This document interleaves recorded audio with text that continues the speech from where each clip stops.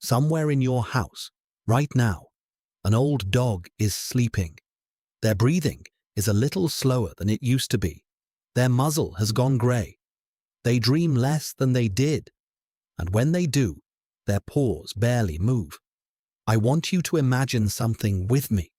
I want you to imagine that you were given one more day with them, a whole day, the kind of day you always meant to give them, but never quite did, because there was work, and there were errands, and there was always tomorrow. Just one day, from the moment they wake up to the moment they fall asleep. Let me show you what that day would look like from where they're lying. It starts the way every day starts for them, with you. They hear you before they see you, your feet on the floor, the particular rhythm of you that they have memorized over a lifetime. And something happens in their old body that has happened every single morning of their life. A quiet, total joy. You're awake. The day has a point now, but this morning is different, and they can feel it. You don't rush past them.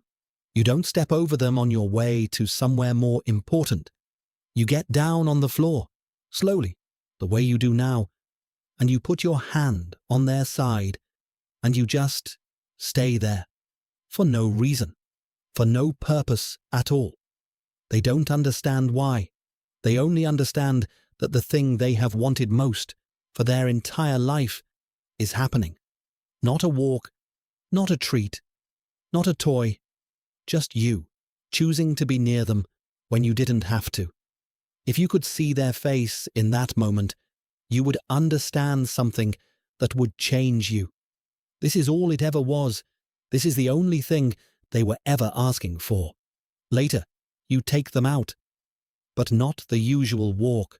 Not the brisk one where you're already thinking about the day, where they have to trot to keep up, where you tug gently when they stop to smell something because you don't have time. Today, you let them lead. And here is what you learn. When you finally walk at their pace, the world is enormous to them. That patch of grass by the fence isn't a patch of grass. It's a newspaper, a letter, a story about every animal that passed in the night. The breeze isn't just a breeze.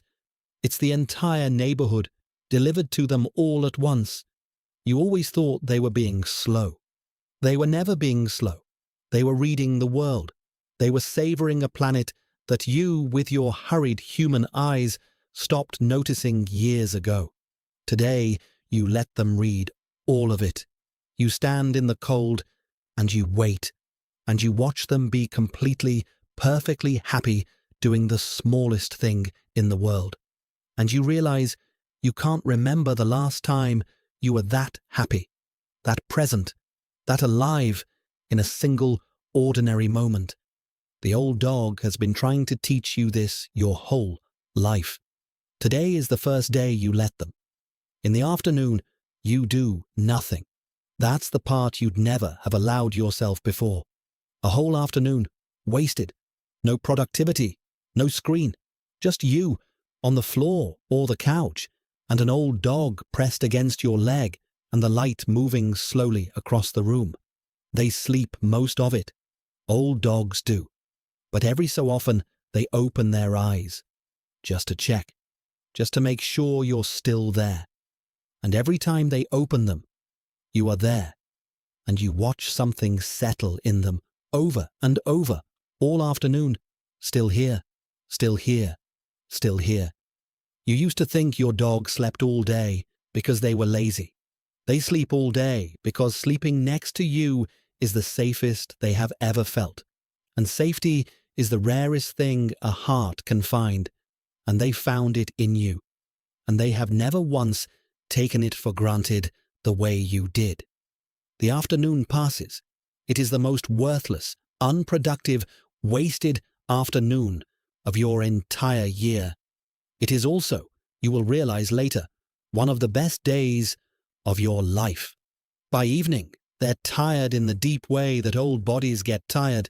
You make their dinner, you cut it a little smaller now, the way you've started to, and you sit with them while they eat, which you never used to do, and you notice how they pause between bites to look up at you, checking again that you haven't left. You haven't left. Today, you never left. And after dinner, in the last of the light, they come and find you one more time. They press their whole weight against you and let out a long breath. That sound you've heard 10,000 times and never once decoded. That breath means the day was good. You were here for all of it. I can rest now.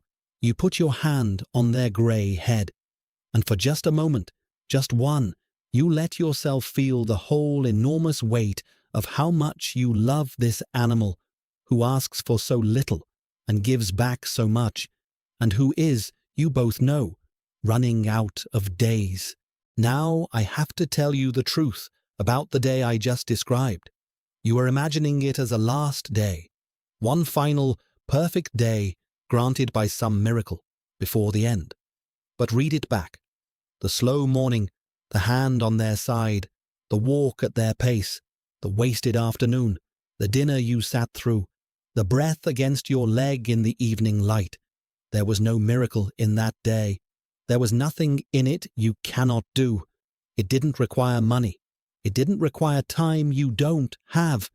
It required attention you've been spending somewhere else. Every single thing in that perfect last day is available to you tonight, right now, in the next 10 minutes. That's the cruelty of one more day. We say it after. We whisper it at the end when the bed is empty. I'd give anything for one more day. But the dog doesn't need one more day. The dog is still here. They're in the other room right now, grey and slow and waiting the way they have waited their whole life, for you to get down on the floor for no reason at all. So I'm going to ask you to do something. When this is over, don't share this video. Not yet. Don't even think about it. Go find them. Get down on the floor, slowly, the way you do now. Put your hand on their side. Don't say anything. Don't make it a thing. Just stay there, for no reason, for no purpose at all. And feel what happens in them when you do. That joy. That total, uncomplicated joy that you are near when you didn't have to be. That is the thing they have been trying to give you every single day of their life, and that you, in your hurry, kept setting down to deal with later. There is no later anymore. There is only this, the grey muzzle, the slow breath, the hand on the side, the day you keep meaning to give them. Give it to them today. Because one day, not today, not for a while, but one day, you really will be down on that floor for the last time. And on that day, you will not wish you had worked more. You will not wish for one more meeting, one more errand, one more thing crossed off a list. You will wish for one more day. And the only thing that will let you breathe on that day is knowing that you didn't wait for it, that you gave them all of them, every ordinary one you had. Starting today. Go on. They're waiting.